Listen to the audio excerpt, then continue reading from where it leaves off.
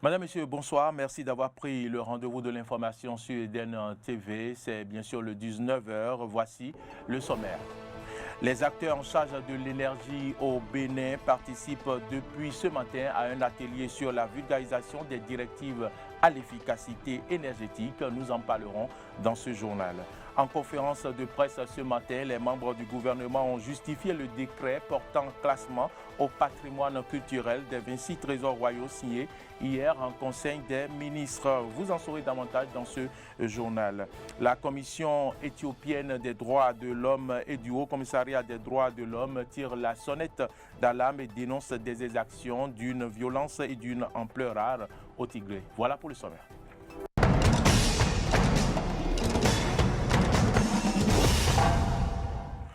Bienvenue à toutes et à tous. Nous ouvrons ce journal par les écureuils du Bénin qui ont affronté cet après-midi les Barrias de Madagascar dans le cadre des éliminatoires de la Coupe du Monde Qatar 2022.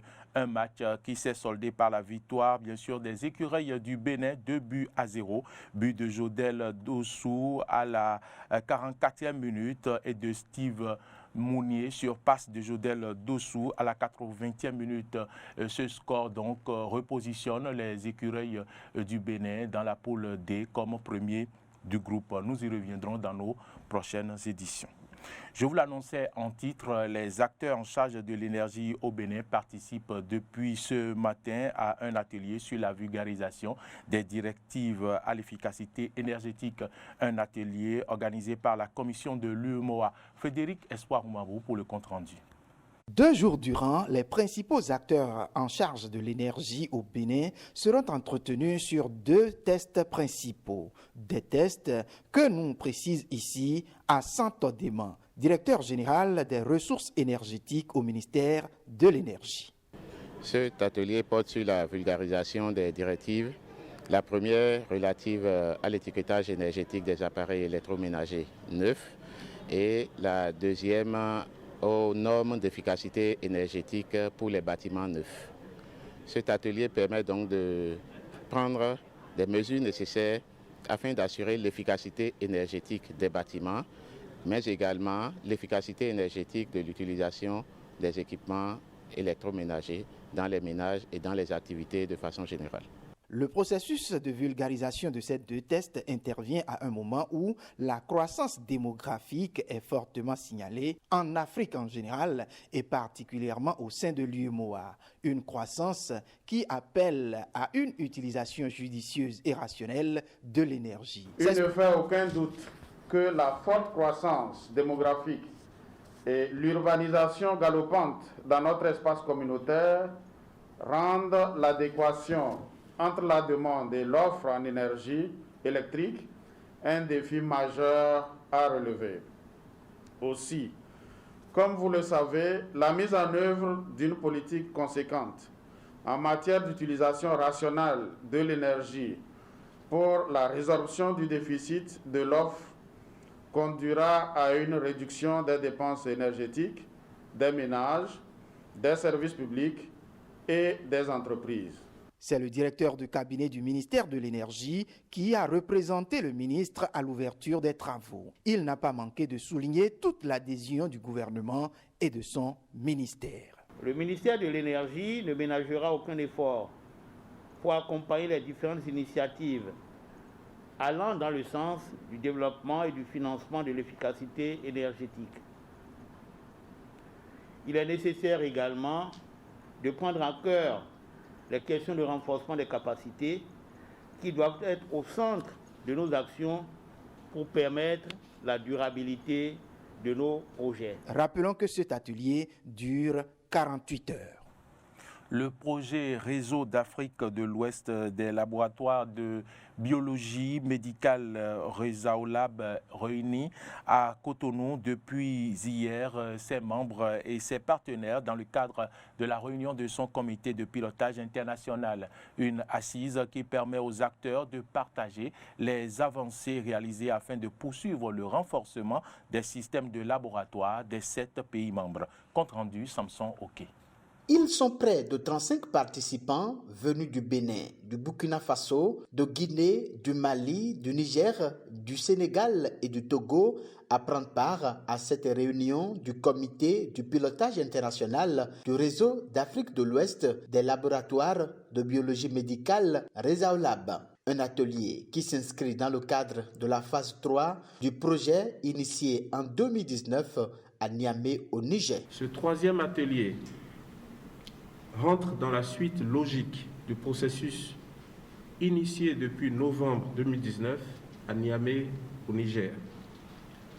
L'objectif principal étant de poursuivre le renforcement du plateau technique pour améliorer les capacités de diagnostic biologique. Le projet Resaolab participe au renforcement institutionnel avec l'amélioration des capacités techniques en matière de diagnostic biologique des pays membres. Cette rencontre du comité de pilotage prévoit d'établir le bilan des activités réalisées cette année, notamment dans le cadre de la riposte contre la COVID-19. Une riposte rendue possible grâce aux appuis des partenaires techniques et financiers. Le comité de pilotage va s'intéresser d'une part aux bilans nationaux de chacun des 7 pays, de ce qu'ils ont pu faire en ce contexte de crise, de ce qu'ils n'ont pas pu faire aussi.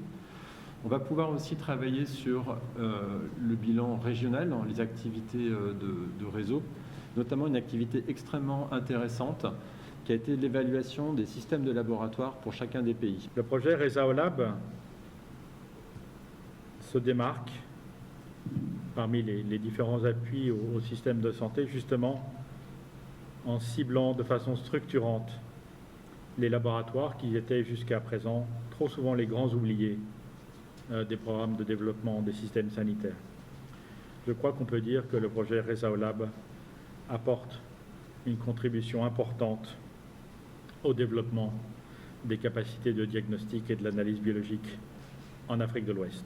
C'est le secrétaire général adjoint du ministère de la Santé qui a, au nom du ministre, procédé au lancement officiel des travaux. Le but du présent atelier, comme l'a souligné le directeur international, est de valider la planification de l'année 3 du projet en vue de la mise en œuvre efficace des actions programmées. Aussi, voudrais-je exhorter tous les participants à faire preuve de disponibilité et d'assiduité au cours des présentes assises afin de parvenir à des conclusions et recommandations pertinentes. À la fin de ces assises, les participants assisteront à la cérémonie d'inauguration du bâtiment du service d'exploration diagnostique du laboratoire d'évaluation externe de la qualité et du Centre national de formation continue en biologie médicale de Cotonou. Le Conseil des ministres s'est réuni hier en présence du chef de l'État, Patrice Talon. Plusieurs décisions ont été prises, notamment le décret portant classement des biens culturels au patrimoine culturel national après la signature de l'acte de restitution par la France de 26 trésors royaux estorqués au Bénin. Je vous invite à suivre les détails avec le porte-parole du gouvernement, Wilfried Léandre Ngbeji. L'adoption du décret portant classement des biens culturels au patrimoine culturel national après signature de l'acte de restitution par la France de 26 trésors royaux estorqués au Bénin. Le président de la République a pris part le mardi 9 novembre 2021 à Paris à la cérémonie officielle de restitution par la République française de 26 œuvres relevant des trésors royaux de notre pays. Du compte-rendu qu'il en a fait au Conseil, il ressort que la restitution a été définitivement actée et que le Bénin est à nouveau propriétaire de ces œuvres d'une valeur inestimable qui portent en elles une partie de l'histoire de notre peuple et de notre civilisation. Cependant, en raison des conditions de navigation aérienne, le cargo spécial affrété pour leur transport sur Cotonou n'a pu partir de la capitale française en même temps que le président de la République, au risque d'arriver à Cotonou nuitamment. Conformément aux pratiques muséales, les 26 œuvres passeront un temps d'acclimatation. Puis, à partir du 15 janvier 2022, elles seront accessibles au public à la salle du peuple du Palais de la Marina, en association avec une exposition d'art contemporain destiné à promouvoir le dialogue entre les époques, la connexion entre le Bénin d'hier et celui d'aujourd'hui. Chaque citoyen béninois pourra, cependant, dans sa relation intime avec ce patrimoine, lui attribuer selon son ressenti une valeur artistique, culturelle, mémorielle, historique, patrimoniale ou spirituelle. Pour rappel, c'est pendant la période coloniale et en particulier à l'occasion de la guerre entre les troupes du royaume du Dahomey et l'armée française que des milliers de pièces de nos biens culturels ont été illicitement emportées en France. Mais, dès 2016, le gouvernement a formulé une demande officielle en vue de leur restitution. Le retour au pays étant désormais une réalité, ces biens deviendront, d'après le décret pris à cet effet, insaisissables, inaliénables et bénéficieront de la protection appropriée en vertu des lois et règlements en la matière. En point 2, la déclaration d'utilité publique de la zone administrative et commerciale de Ganhi à Cotonou. Cette décision participe de la volonté du gouvernement de rénover et de moderniser le secteur. Le projet vise notamment l'aménagement de la berge sud-ouest de la lagune de Cotonou et du quartier Hulakodji avec l'installation d'un ponton pour l'accostage des embarcations dédiées aux loisirs sur le plan d'eau. Il favorisera également le développement d'activités commerciales, de loisirs et de services. Le Conseil a marqué son accord pour conférer cette destination à la dite zone et les diligences nécessaires seront accomplies par les ministres concernés par le projet. Vous le savez déjà, les 26 trésors royaux pillés par la France sont arrivés à l'aéroport international Cardinal Bernardin d'Antilles hier. Ils ont été ensuite transportés à la présidence de la République pour une cérémonie solennelle d'accueil en présence du chef de l'État, des personnalités politiques et des têtes couronnées. Retour à présent sur cette cérémonie suivie par Clémence Tonoucoin.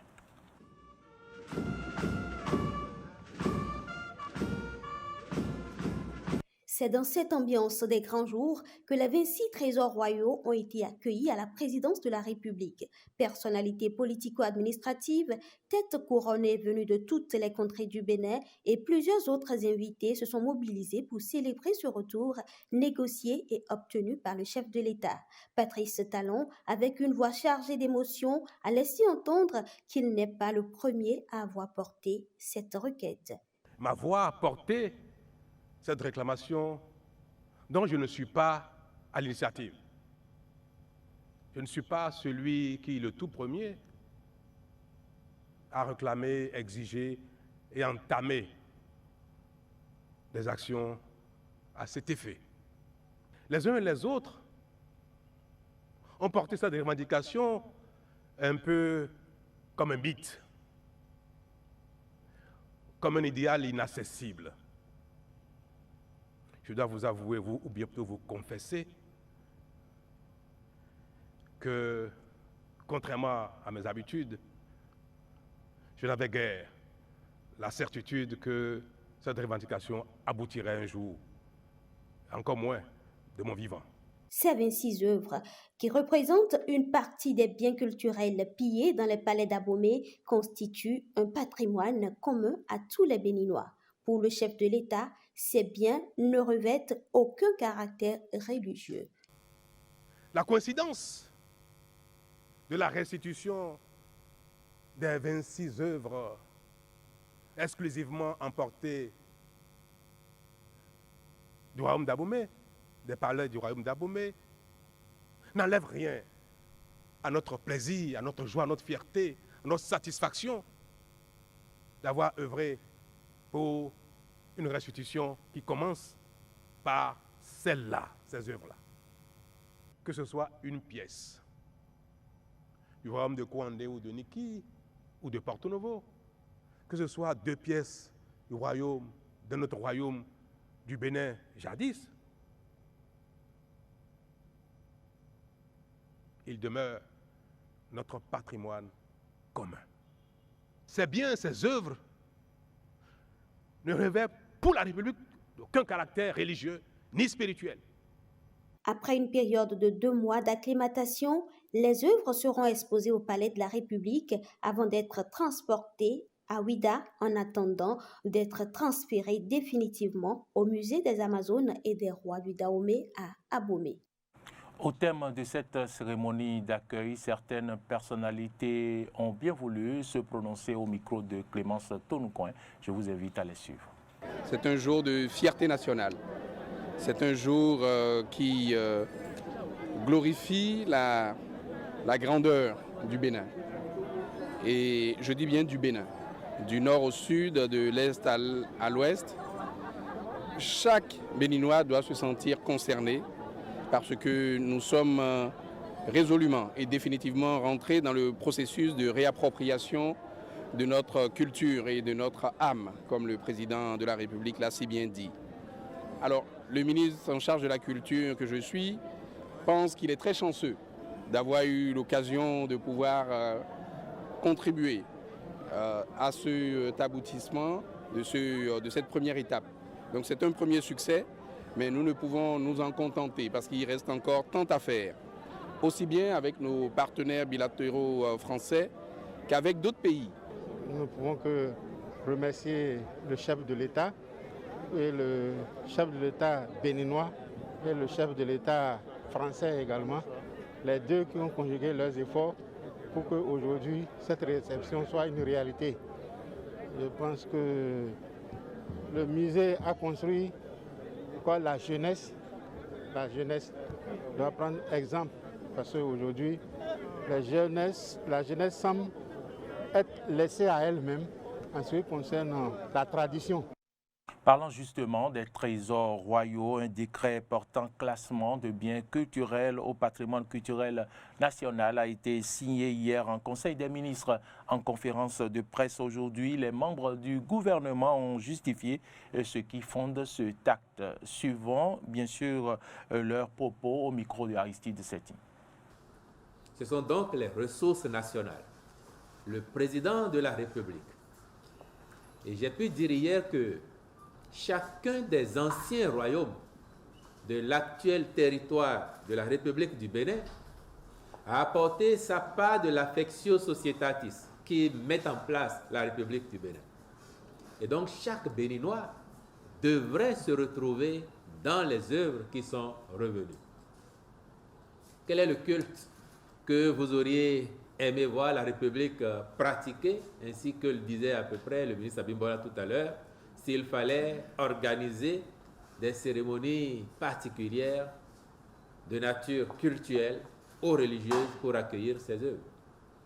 Les pratiques royales du royaume de Dahomey n'étaient pas exactement celles du royaume de Porto Novo, de Niki, d'Alada. Et d'ailleurs, la seule chose qu'il convient aujourd'hui de mettre en perspective, le dénominateur commun de tous les ressortissants de ces anciens royaumes, aujourd'hui, c'est le Bénin. Il y a peut-être des œuvres qui sont d'autres régions, mais ces régions-là n'ont pas subi une guerre et n'ont pas fait l'objet de prises de guerre et de pillage. Mais nous avons d'autres œuvres béninoises qui viennent d'autres régions et bien évidemment, nous les réclamons, vous le savez bien. Donc là, c'est une coïncidence si ces œuvres sont exclusivement du royaume du Dahomey, mais c'est parce que c'est des prises de guerre à la suite de ce que j'ai expliqué précédemment. Donc ce n'est pas le Bénin qui l'a demandé. Mais nous n'allons pas bouder notre plaisir de recevoir ces œuvres qui sont des œuvres d'un symbolisme, d'une charge émotionnelle, historique importante, sous prétexte que ça vient d'une seule région. Mais c'est pour ça également que les œuvres ont été immédiatement classées dans le patrimoine national et que c'est des œuvres, si je puis dire, nationalisées. Donc c'est des œuvres qui appartiennent aussi bien aux Batonou, aux Yoruba, aux Dendi, aux Adja, aux Goum, aux Fon, et j'en passe. Donc ces œuvres-là, il ne faut plus les voir comme des œuvres du Dahomey, il faut les voir comme les œuvres du Bénin. Et c'est pour ça que vous verrez bien que nous avons dit le retour des trésors royaux du Bénin. Au cours de cette conférence de presse, les conférenciers ont levé également un coin de voile sur l'absence des anciens présidents de la République malgré l'invitation qui leur est adressée. Wilfried Léandre Rungbeji, porte-parole du gouvernement, est au micro de Haïti Seti. Il a été contacté de la part du chef de l'État et qu'il a appris l'objet de l'invitation. Je peux vous dire qu'il était très enthousiaste. Très enthousiaste. Et il a déploré de ne pas pouvoir être là parce qu'il est en déplacement hors du pays pour des raisons de santé. Et il a précisé, si j'avais l'autorisation des médecins pour faire un break, je viendrais d'abord parce que c'est un moment important. Et il faut féliciter le président, ce sont ses mots, parce qu'il réussit quelque chose que personne n'a fait avant. Du reste, je pense que son message qui a abondamment circulé hier corrobore bien l'état d'esprit qu'il a affiché quand il a reçu l'invitation du président de la République. Le président Nicéphore Soglo, de la même manière, a reçu l'invitation et probablement pour des raisons que le ministre Abimbola a évoquées tout à l'heure, il n'a pas pu se déplacer. Cela n'aurait fait du mal à personne hier de le voir sur les lieux parce qu'on sait par ailleurs quel est l'idéal qu'il a porté et qu'il a toujours défendu. Hors du Bénin, à présent, la Commission éthiopienne des droits de l'homme et du Haut Commissariat des droits de l'homme tire la sonnette d'alarme. Elle dénonce des exactions d'une violence et d'une ampleur rare. Depuis le début du conflit au Tigré, les ONG dénoncent, je cite, le siège de la région qui empêche l'aide humanitaire. Fin de citation. Suivez ici le récit avec nos confrères de RT France. Depuis le 4 novembre 2020, une guerre fratricide oppose le gouvernement éthiopien aux indépendantistes du Front de libération du peuple du Tigré. Les ONG Human Rights Watch, Amnesty International et le Haut Commissariat des Nations Unies aux droits de l'homme font aujourd'hui état de graves exactions commises dans le cadre des affrontements. Des abus sur les femmes en particulier, y compris dans la région voisine d'Amara. S'appuyant sur des témoignages de victimes âgées de 6 à 80 ans, Human Rights Watch accuse les deux camps de violences sexuelles généralisées et d'avoir délibérément ciblé des structures médicales. De son côté, Amnesty International a recueilli les témoignages de 16 femmes victimes d'abus de la part des soldats du Front de libération du peuple du Tigré, à leur passage en Amara au mois d'août dernier. Avec un total de 269 entretiens menés en Éthiopie, la récurrence des exactions donne aux ONG l'impression d'une volonté de punition collective infligée à la région et à ses habitants. Selon le rapport des deux organisations, les hommes et jeunes garçons n'échappent pas à ces agressions. Ces agissements sont décrits comme crimes de guerre et potentiellement comme crimes contre l'humanité par Amnesty International. Madame, Messieurs, c'est la fin de cette édition. Si vous l'avez suivi, merci de votre fidélité à Eden TV. Bonne suite de nos programmes et à demain.